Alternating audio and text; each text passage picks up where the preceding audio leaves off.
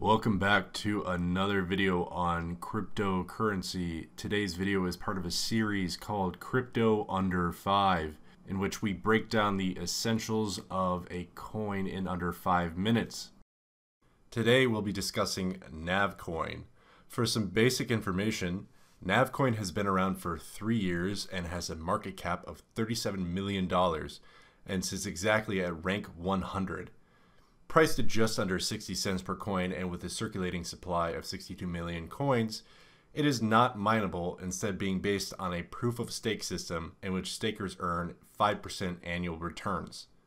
It is a currency originally based off of Bitcoin version 0.13, which should tell you that it's got a good foundation from which to build up its feature set. Being based off Bitcoin, it currently is a method of transaction with notable upgrades in the form of SegWit, with a possible Lightning upgrade integration in the future, and 30-second transaction times with extremely marginal fees. That's great, but there's a lot of coins with that going for them, so thankfully we're just getting started with the real interesting pieces of Nav. The first feature, NavTech, is a unique dual blockchain technology. Essentially, Nav runs on these two blockchains in order to completely disconnect the sending wallet to the receiving wallet. Think of it like a VPN. NavTech completely strips the sender's details so that the transactions are completely anonymous. The anonymous transaction space has really gotten big lately, with Monero's recent price action and Ethereum's slated implementation of ZK Snarks being two big examples that come to mind. Moving on to the roadmap, there are two big upcoming features for Nav. The first is Polymorph, which is a really cool blend of NavTech's anonymized transactions and Changelly's instant exchange. What this means is that, for example, if I wanted to pay someone in Bitcoin, but I wanted to do it anonymously, Polymorph would take my Bitcoin, turn it into Navcoin in order to be processed and sent anonymously using the NavTech dual blockchain, then turn back into Bitcoin to be sent to the receiving wallet.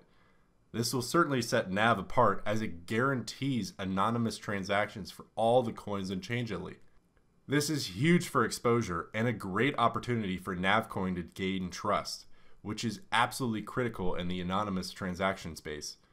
The second big upcoming feature is DApps, or Anonymized Decentralized Apps. This is also a huge potential win for Nav, as there's already a huge amount of interest in the crypto space surrounding DApps, such as Ethereum and Omni. Adding in the anonymous layer would attract projects that would value the anonymity.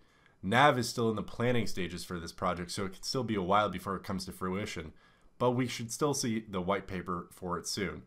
And if they could be first to market with DApps, that could prove to be a killer feature for them, as it would give them first access to the interested demographics. So a little bit more about the team and community. The team is based in New Zealand, and they currently have 4 active developers, as well as some community developers and a marketing team. Based on the amount of professionalism I see in their communications, I suspect that having a dedicated marketing team is really going to pay off for them, especially once they bring in unique features to the market. They're also growing a nice following with 11K Twitter followers and over 1,000 people on their Slack channel. On the dev side of things, they're extremely active on their GitHub and do a really nice job of updating their roadmap and blog with insightful articles.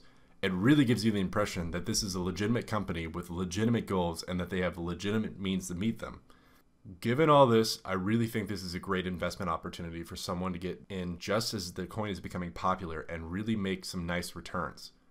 I don't like to throw around the term undervalued loosely, but when you see a well-established company with clear communication, a focused roadmap, an active developer group, and a clearly unique product, you should start looking into it.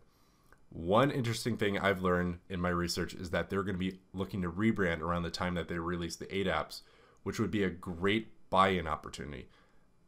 That's all for this video. Thanks so much for watching. Remember that this is not financial advice, and I am not affiliated with this company. If you learned something from this, feel free to leave a comment and subscribe. Thanks again for watching.